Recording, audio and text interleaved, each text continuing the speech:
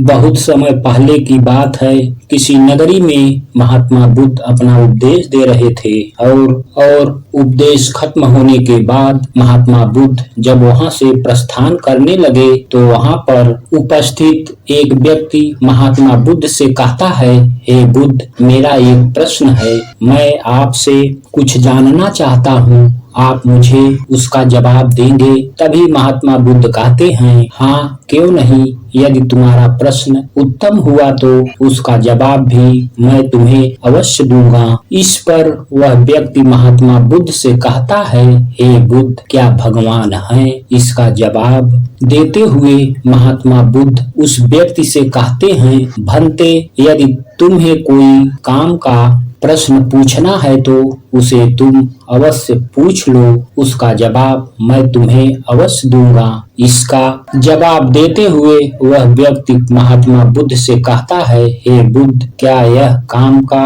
प्रश्न नहीं है? क्या मुझे यह जानने का हक नहीं है कि भगवान है या नहीं? आप तो आत्मज्ञानी हैं, आपने तो बुद्धत्व को प्राप्त किया है, आपको यह भी पता होगा कि भगवान है या नहीं। तभी महात्मा बुद्ध उस व्यक्ति से कहते हैं, भंते, इस पूरे संसार में भगवान होने या ना होने से संबंधित जो भी प्रश्न है वह सभी व्यर्थ है, बेकार है, तो फिर इसका जवाब जानकर तुम क्या करोगे?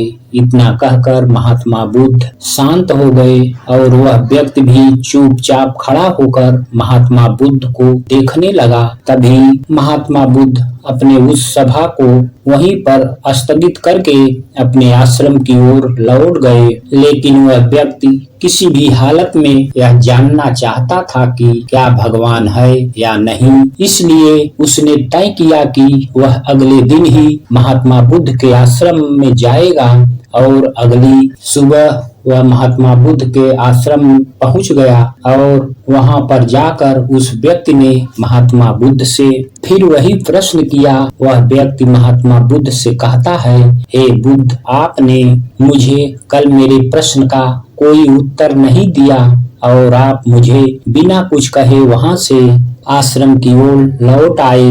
हे बुद्ध, आज भी मैं वही जानना चाहता हूँ, आज भी मेरा प्रश्न वही है कि क्या भगवान है या नहीं। मैंने सुना है कि आपने सालों तपस्या की है, अपने ज्ञान को पाने के लिए आपने अपना सब कुछ त्याग दिया है, तो मुझे पूरी उम्मीद है कि आपके पास इस प्रश्न का जवाब अवश्य होगा, तो मुझे, हे बुद्ध, कृपा करके मुझे मेरे प्रश्न का जवाब दें, मैं इस प्रश्न का जवाब जानना चाहता हूँ। उस व्यक्ति की यह सारी बातें सुनकर महात्मा बुद्ध मुस्कुराने लगते हैं और उस व्यक्ति से कहते हैं, हे भंते, क्या तुम आस्तिक हो या फिर नास्तिक? वह व्यक्ति कहता है, हे बुद्ध, मैं आस्तिक हूँ, मुझे भगवान में पूरा यकीन है, मुझे भगवान पर पूरा भरोसा है। तभी महात्मा बुद्ध कहते हैं, अच्छा, तो फिर तुम मुझे यह बताओ कि तुम कौन से ईश्वर को मानते हो?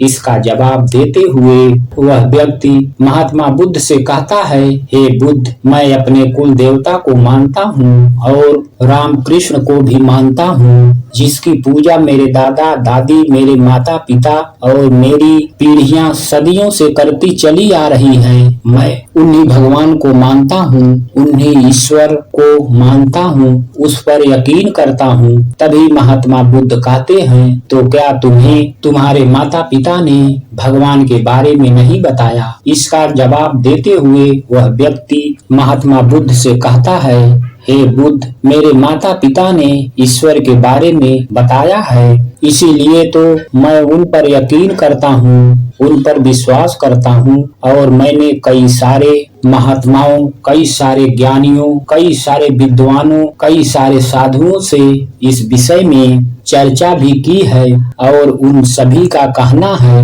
एक ही है कि भगवान ने इस सृष्टि का निर्माण किया है और इस सृष्टि में जो कुछ भी उपलब्ध है वे सभी उन्हीं की देन है। तभी महात्मा बुद्ध उस व्यक्ति से कहते हैं, तो क्या तुम्हें उन्होंने यह नहीं बताया कि वे कौन से भगवान को मानते हैं और क्या वे सभी लोग केवल एक भगवान को मानते हैं। इसका जवाब देते हुए वह व्यक्ति महात्मा बुद्ध से कहता है, हे बुद्ध, मैं जितने लोगों से भी मिला हूँ सभी ने मुझे अलग अलग भगवान की व्याख्या दी है और वह उन्हें अपने ढंग से पूजते हैं, उनसे प्रार्थना करते हैं।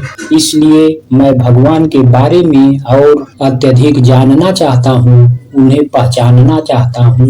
तभी महात्मा बुद्ध उस व्यक्ति से कहते हैं, भंते, क्या तुम्हें भगवान में पूर्ण रूप से विश्वास है और क्या तुम पूरी तरह से आस्तिक हो? इसका जवाब देते हुए वह व्यक्ति महात्मा बुद्ध से कहता है, हे बुद्ध, मुझे ईश्वर पर पूर्ण विश्वास है, इसलिए तो मैं उनकी पूजा करता हूँ, आराधना करता हूँ। तभी महात्मा बुद्ध उस व्यक्ति से कहते हैं, भंते, जब तुम्हें भगवान पर पूर्ण विश्वास है और जब तुम उसे पूरे दिल से मानते भी हो, उसकी पूजा करते हो, आराधना करते हो, तो फिर तुम मेरे पास क्या जानने आए हो? तभी वह व्यक्ति महात्मा बुद्ध से कहता है, हे बुद्ध, मैंने आज तक कई सारे विद्वानों, साधुओं, ज्ञानियों और महात्माओं से भगवान के बारे में चर्चा की है और उन सभी का कहना बस एक ही था कि भगवान है और उन्होंने ही यह सृष्टि बनाई है। उन सभी ने मुझे भगवान की महानता एवं बताई है, भगवान के बारे में बताया। लेकिन कल जब मैंने आपसे उस भरी सभा में यह प्रश्न किया कि ईश्वर है या नहीं, तब आपने उसके जवाब में मुझे कहा था कि यह प्रश्न व्यर्थ है, जिसका कारण मैं आज आपके पास यहाँ पर आया हूँ, क्योंकि हर कोई भगवान के गुण गाता है, भगवान की महानता बताता है, भगवान के द्वारा दी गई ज्ञान की बातें करता है। लेकिन जब मैं आपसे ईश्वर के बारे में पूछता हूँ तब आप कुछ नहीं कहते, चुपचाप वहाँ से चले आते हैं और आपको मेरा यह प्रश्न भी व्यर्थ लगता है। ऐसा क्यों बुद्ध? और यही कारण है कि मुझे आज आपके पास आना पड़ा और आज मैं यहाँ से इस प्रश्न का जवाब जानकर ही जाऊंगा। यह बात सुनकर महात्मा बुद्ध मुस्कुराए और उस व्यक्ति से कहते हैं, जिस प्रकार तुमने यह प्रश्न कई साधुओं, ज्ञानियों, महात्माओं और विद्वानों से किया है होगा और जैसा कि उन्होंने तुम्हें भगवान की व्याख्या दी होगी, तुमने उसी तरह अपने मन में भगवान का निर्माण किया होगा, क्योंकि जो जवाब तुम्हें उन ज्ञानियों ने दिए हैं ठीक उसी प्रकार तुम उस भगवान को जानते हो, उसके बारे में समझते हो। इसीलिए ठीक उसी प्रकार तुमने अपने मन में भगवान का निर्माण किया है और उस पर अपनी आस्था जतानी शुरू कर दी, उन्हें मानना शुरू कर दिया, उन पर विश्वास करना शुरू कर दिया और इन्हीं भगवानों के लिए तुम एक दूसरों की जान लेने से भी पीछे नहीं हटते और उसके बाद भी मन में कहीं ना कहीं यह जिज्ञासा भी रहती है कि जिसके कारण यह सब हुआ है या यह प्रश्न उठा है, क्या वह सच है या नहीं, वह है या है भी नहीं। और हम लगातार इसी प्रश्न का जवाब जानने में अपना पूरा जीवन इसी तरह से निकाल देते हैं, बिता देते हैं, लेकिन हमें इस प्रश्न का जवाब कभी नहीं मिलता। और दूसरी तरफ हम अपने आप को आस्तिक भी कहते हैं, ताकि हमारे मन में जो डर है कि यदि हमने अपने आप को आस्तिक नहीं कहा तो हो सकता है कि हमारा भगवान, हमारा ईश्वर हमसे नाराज हो जाए, हमसे रुष्ट हो जाए और यदि ऐसा हुआ तो हमारा जीवन में अनर्थ हो जाएगा, भूचाल आ जाएगा, हमारे जीवन में दुख और तकलीफों का पहाड़ टूट पड़ेगा और हमारा पूरा जीवन अस्त व्यस्त हो जाएगा। इसी प्रकार तो तुम भी आज मेरे पास यह प्रश्न लेकर आए हो, क्योंकि तुम्हारे मन में भी यह संदेह है कि भगवान है या नहीं और इस संदेह को तुम अपने मन से निकालना चाहते हो, खत्म कर देना चाहते हो। लेकिन वास्तविकता तो यही है कि तुम कितने भी ज्ञानी साधुओं, महात्माओं, विद्वानों के पास चले जाओ और जब उनसे तुम यह प्रश्न करोगे कि भगवान है या नहीं, तो यह प्रश्न पूरी तरह से व्यर्थ है, इसका उत्तर भी पूरी तरह से व्यर्थ है जब तक कि तुम खुद इस बात को ना जान लो कि ईश्वर है या नहीं, क्योंकि केवल तुम्हारे मानने से तुम्हारे मन में हमेशा एक संदेह रहेगा। तुम हमेशा एक शंका में रहोगे कि सच में भगवान है या नहीं, और तुम अपना संपूर्ण जीवन इसी में बिता दोगे और तुम्हारा पूरा जीवन इसी तरह से व्यर्थ हो जाएगा और तुम यहाँ वहाँ केवल लोगों से यही पूछते रहोगे कि भगवान है या नहीं, लेकिन उसके बाद भी तुम्हारे मन का यह संदेह कभी नहीं मिटेगा और तुम अपने जीवन में इसी तरह से इस प्रश्न का जवाब ढूंढते रह जाओगे। लेकिन इससे अच्छा यह है कि तुम खुद जाओ और यह जानो कि ईश्वर है या नहीं। मैं तुम्हें वह रास्ता दिखा सकता हूँ जो सत्य की ओर जाता है, और सत्य का रास्ता तुम्हें वास्तविकता दिखा सकता है, और यह सत्य का रास्ता तुम्हें ज्ञान की ओर ले जाता है। और यह ज्ञान का रास्ता ऐसा है जहाँ पर केवल वास्तविकता दिखाई पड़ती है, केवल वास्तविकता को जाना जाता है, उसे माना नहीं जाता। इतना कहकर महात्मा बुद्ध पूरी तरह से चुप हो गए और वह व्यक्ति यह भी समझ चुका था कि भगवान को जगह जगह ढूंढने और उनके बारे में जगह जगह पूछने से अच्छा है कि मैं खुद ईश्वर को जान लूं और सत्य की राह पर आगे बढ़कर मैं उस वास्तविकता को भी पहचान लूं। उस व्यक्ति ने महात्मा बुद्ध का आशीर्वाद लिया और उनका शिष्य बन गया। शिष्य बनने के कुछ ही महीनों बाद उसने ज्ञान की प्राप्ति की। उसने वह वास्तविकता देख ली जिसकी तलाश में वह यहाँ वहाँ भटक रहा था। जो सत्य वह जानना चाहता था उसका ज्ञान उसे अब हो चुका था।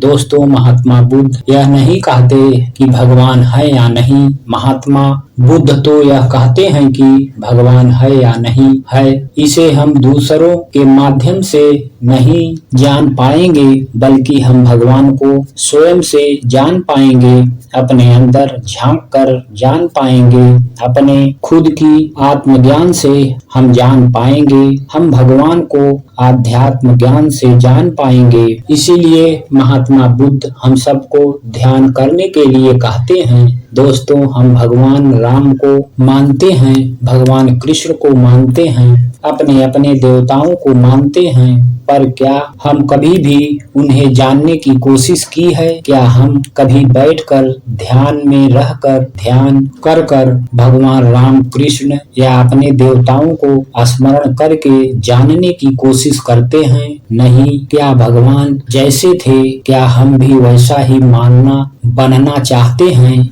नहीं। दोस्तों, आप इस वीडियो के थंबनेल को देखकर वीडियो को गलत मत समझिए। इसमें मैं यही बताने की कोशिश कर रहा हूँ कि हम भगवान को खुद से जान सकते हैं, हम अपने आप में भगवान को देख सकते हैं, और इसका एक ही उपाय है, वह है ध्यान और सत्य। क्या भगवान जिस राह पर चलते थे, क्या भगवान जो जो कर्म किए हैं, जो जो कार्य करते थे, क्या हम वही रास्ते को अपनाते हैं? क्या भगवान जो जो कार्य किए हैं क्या हम भी वही कार्य करते हैं? अगर हम आज से ही भगवान के रास्ते पर चलते हैं, भगवान ने सत्य कर्म बताए हैं, क्या हम वही सत्य कर्म करते हैं, तो हम भी एक भगवान का रूप ही हैं। हम सब भगवान का अंश हैं। तो इसीलिए भगवान हमारे भीतर हैं। हमें भगवान को मानना नहीं है, हमें भगवान के रास्ते पर चलना है।